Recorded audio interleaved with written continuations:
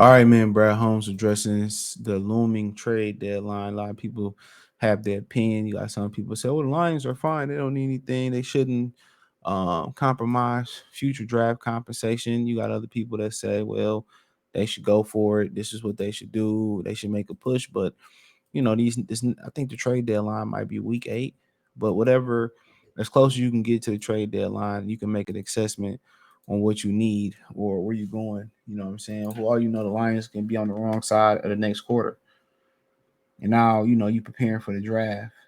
You know, so at the end of the day, you can say, well, we ahead of the plan. Let's just stay the course. Let's stick with our core guys. We got 60 million in cap next year. More than likely, we won't win a championship. But what if an injury happened? You know what I'm saying? What if an injury happened?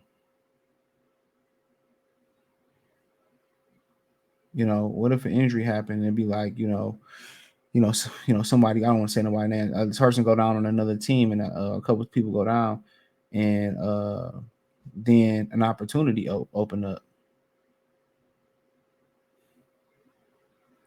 You know, so that opportunity open up, and then it's like, boom.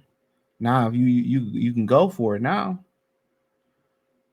Now you the clear favorite. Now you can separate yourself to get there. So that's one thing you gotta look at.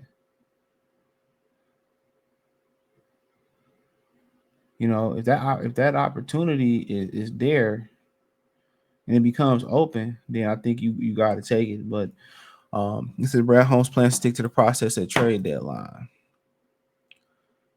So usually GMs don't even talk, especially Lions GMs don't even talk in the middle of a season or whatever. He said, "Now, obviously, you look forward, and there's different situations. Our roster is different points of the year. Unfortunately, there's attrition that comes in the league, and you have to prepare for that. Maybe it's depth down the road. Maybe you might need a guy to come in and be a major contributor. So just need to be prepared for all of that. There's still time to go. We'll be prepared for all scenarios." So he said, "I say this." Said the great thing about me and Dan is that we're very aligned with who we're looking for and what players we're trying to acquire. Holmes explained. We see players the same way. It's very natural, it's very organic. We're cut from the same cloth in that way. Um, he said when Williams picked up the phone, Holmes asked what's the best news he could receive was outside of being able to return the pass catcher struggle to find an answer. He said, "That's it, dude." Holmes told him, "You're back." So he's talking about Jameson Williams. He says he's ecstatic, he's fired up. Holmes said, "I thought he did a great job sticking to the schedule that we had in place, that he had adhered to. He did a phenomenal job. He hit the ground running. He had a great week of practice.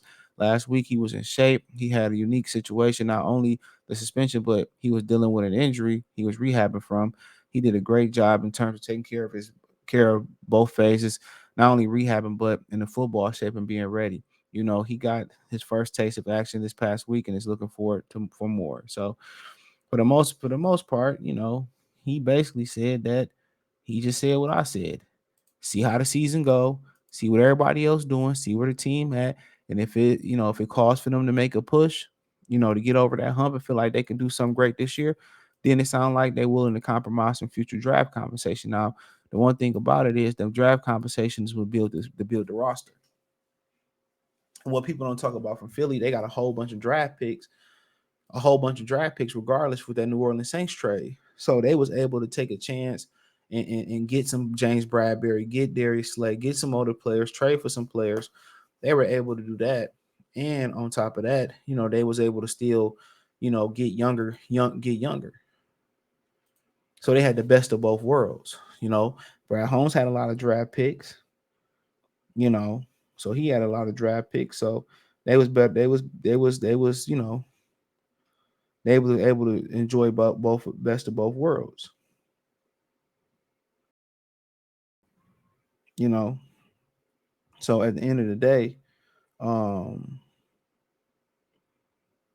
you know, it pretty much worked out. So it all depends on the landscape of the contenders, and it all depends on and it all depends on the health of the team, where your team is at.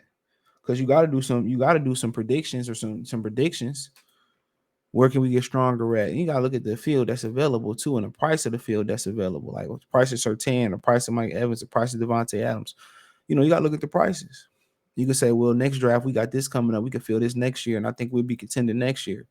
But you never know. Next year it might not be your year. You know what I'm saying?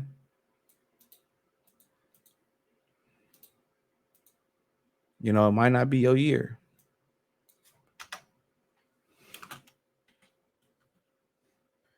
Um, but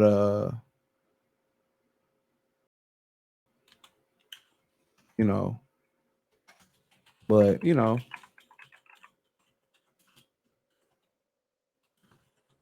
but it might not be your year.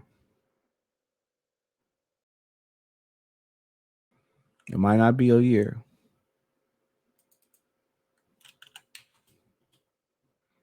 So, but my opinion, just take a couple weeks, see where they at, and then you talk about pulling the trigger on something significant. So that's my thing. See where you at, see who you strong at, see where you weak at, see who you get back health wise. Then I would say make the proper adjustment, but he didn't close the door on it. And then I think number one, they need a three technique or somebody at the defensive tackle position who can push the pocket, who can rush the passer. Then I say they'll need a corner, then a receiver, and I think those are just the three pressing needs that they need right now. It might be some people say, "Oh, they don't need a receiver." Yeah, they do. They need a guy they either need a guy that can get that stretch the field for depth wise. They can get down there and stretch the field, big body receiver, or they need somebody who is a true number one on the outside that can bail you out.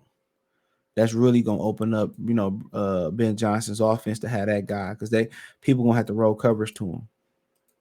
It makes everybody that much more deadlier.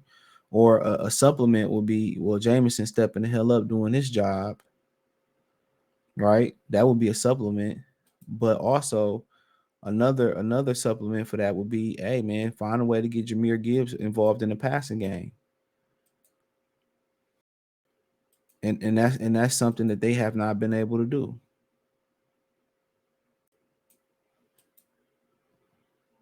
That's something that they not been able to do. So um but yeah, that's pretty much it. So let me know what you girls and guys think. Thumbs up the video, share the video, subscribe to the channel. The subscribe button is the bell icon button. Hit all notifications, increase your chance, get notifications. We go live or drop video financially. Want to support the channel? Cash App $ CJ Good 313, Venmo CJ Good 313, PayPal link description. Hit the link tree. You can find me on Twitter, Instagram, Spotify, Anchor, Cash App, Venmo, PayPal. I appreciate the love, support. Let me know what you girls and guys think in the comment section. One time for the one time, or Sports Talk. Peace.